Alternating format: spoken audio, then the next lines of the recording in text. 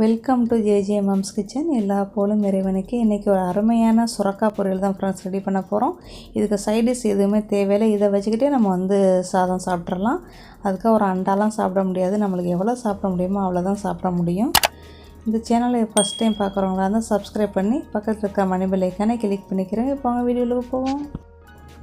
சுரக்காய் ஒன்று எடுத்துக்கிறேங்க ஃப்ரெண்ட்ஸ். இது தாய்லாந்து சுரக்காய், தாய்லாந்து பூசணிக்காய்ன்னு சொல்லுவாங்க, லபு அயரிங்கன்னு சொல்லுவாங்க. அதை முனியை விட்டுட்டு உரத்தை அந்த தோலெல்லாம் செதுக்கிக்கிறேங்க. இது லபு அயர் நம்மளுக்கு சுரக்காய் ரொம்ப நல்லது உடம்புக்கு.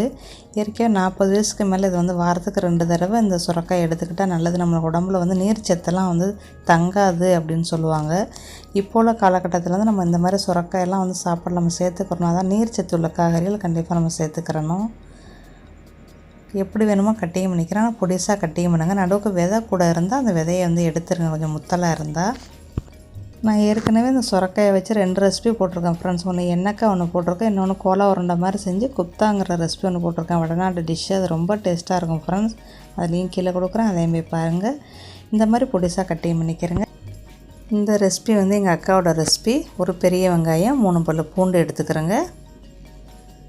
மீடியம் சைஸாக இருந்தால் 2 வெங்காயம் எடுத்துக்கிறேங்க. அப்புறம் கொஞ்சோன்னு நெத்திலி கருவாடு, இந்த மாதிரி 2 பிடிச்சி போடுங்க நெத்திலி கருவாட்டை.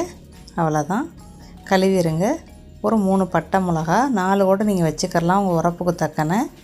அதை மிக்ஸி ஜாரில் நொரண்டு அரைச்சிக்கிறேங்க.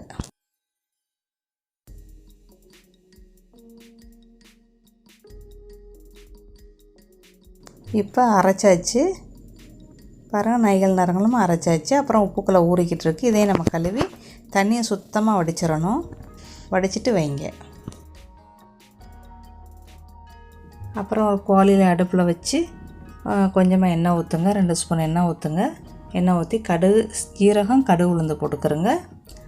அப்புறம் நம்ம அரைச்சி வச்ச பேஸ்ட் இருக்குல்ல, நெத்திலி கருவாடு, வெங்காயம், மிளகா, பூண்டு, அதை அதில் போடுங்க. இந்த வெல்லம் நீங்கள் சின்ன துண்டு இஞ்சியை வெட்டி போட்டுருங்க.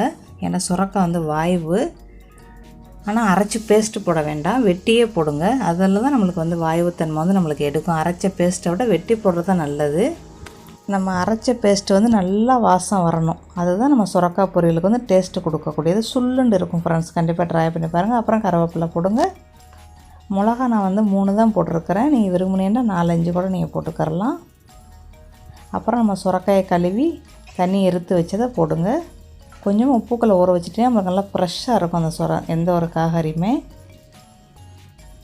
போட்டு. இப்போ உப்புலாம் போட வேண்டாம். நல்லா கிண்டி விட்டு ஒரு 2 நிமிஷம் குக் ஆகட்டும். அதுக்கப்புறம் நம்ம உப்பு ரசனையை பார்த்துக்குருவோம். ஏன்டா ஏற்கனவே நெத்திலி கருவாட்டில் கண்டிப்பாக உப்பு இருக்கும். அதனால் உப்பு போட வேண்டாம், பார்த்துக்குருவோம்.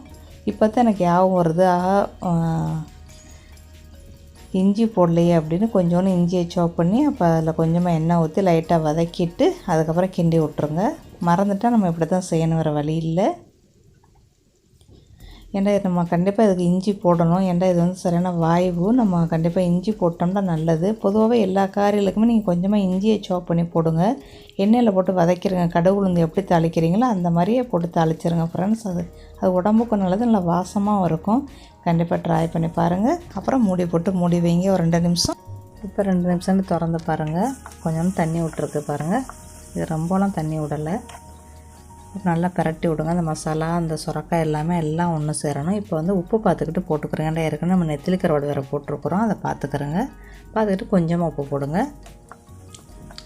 இப்போ நம்ம தண்ணியெலாம் ஊற்ற வேண்டாம். அதில் அந்த எண்ணெய் அந்த தண்ணியிலே வெந்துடும். மறுபடியும் மெதுவான தீயில வச்சு இன்னும் ஒரு 2 நிமிஷம் குக் ஆகட்டும். குக்காயை திறந்து பார்த்தீங்கன்னா முடிஞ்சிருச்சு ஃப்ரெண்ட்ஸ். ஒரு அருமையான சுரக்காய் பொரியல் ரெடி பண்ணிட்டோம். இதுக்கு நம்மளுக்கு குழம்புலாம் தேவையே இல்லை. இதை வச்சுக்கிட்டே நம்ம சாதம் சாப்பிட்றலாம். ரொம்ப நல்லாயிருக்கும். சப்பாத்திக்கு நல்லாயிருக்கும், சாதத்துக்கும் நல்லாயிருக்கும் ஃப்ரெண்ட்ஸ். அது மேலே கொஞ்சம் கருவேப்பிலை தூவி விட்டு அடுப்பு அடைச்சிருங்க. அவ்வளோதான் ஃப்ரெண்ட்ஸ். ஒரு அருமையான சுரக்காய் பொரியல் ரெடி பண்ணிட்டோம். கண்டிப்பாக ட்ரை பண்ணி பார்த்துட்டு எப்படி வச்சுட்டு கமெண்ட்டில் சொல்லுங்கள் ஃப்ரெண்ட்ஸ். தேங்க்யூ ஃபார் வாட்சிங். Hi guys, thank you for watching JJ Mom's Kitchen. Bye, see you soon.